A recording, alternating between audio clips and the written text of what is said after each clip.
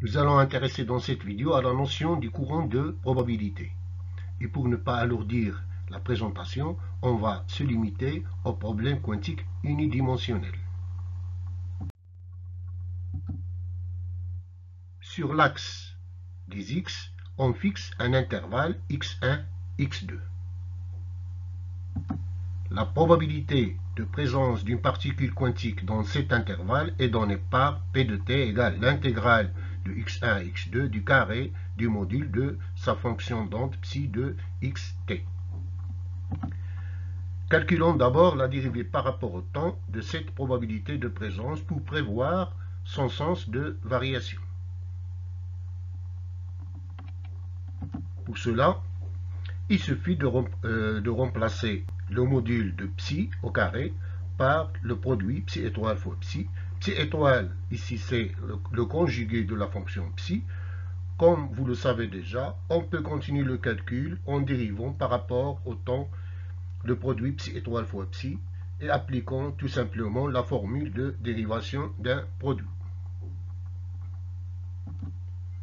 En utilisant l'équation de Schrödinger, que doit vérifier la fonction d'onde de la particule de masse m et d'énergie potentielle v de xt, qui est une fonction réelle, on peut alors déduire facilement d rond psi sur d rond t et d rond psi étoile sur d rond t.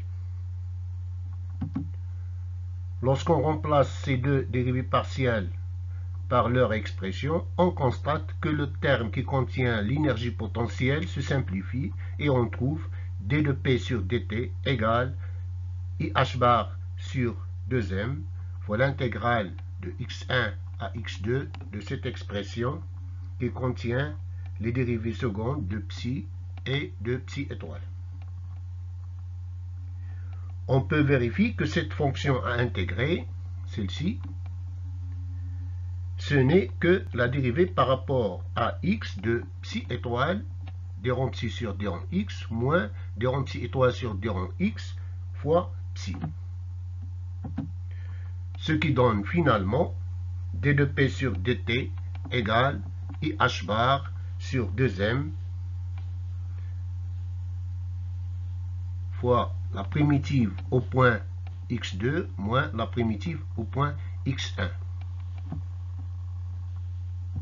On note j de xt égale moins IH bar sur 2m fois psi étoile d rond psi sur d rond x moins d rond psi étoile sur d rond x fois psi. Et on trouve finalement d de p sur dt égale à j de x1t moins j de x2t. Alors, la probabilité de présence de la particule dans l'intervalle x1, x2 augmente ou diminue selon le signe de la différence j de x1 moins j de x2. Si j de x1 est supérieur à j de x2, la probabilité de présence augmente. Et si j de x1 moins inférieur à j de x2, cette probabilité diminue. J de xt a alors la signification d'un courant de probabilité qui traverse l'intervalle x1, x2. C'est pour cela qu'on l'appelle courant de probabilité.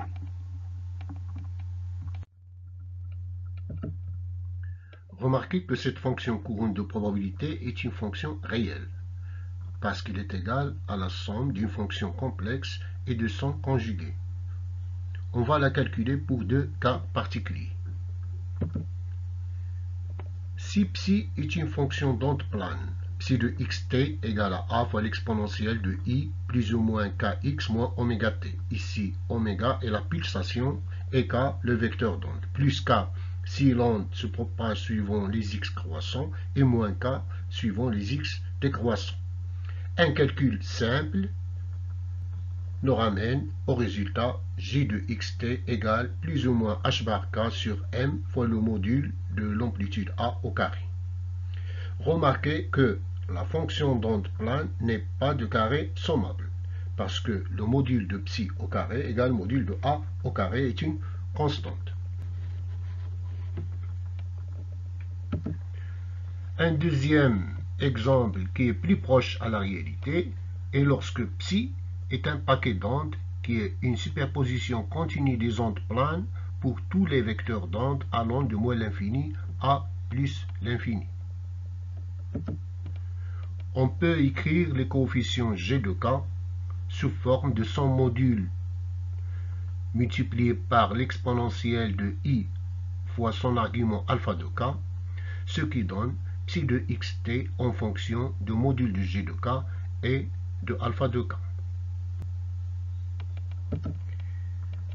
Les différentes ondes interfèrent de manière constructive si la phase kx, voilà, cette phase-là, kx moins oméga t plus alpha de k, ne varie pratiquement pas au voisinage de k0.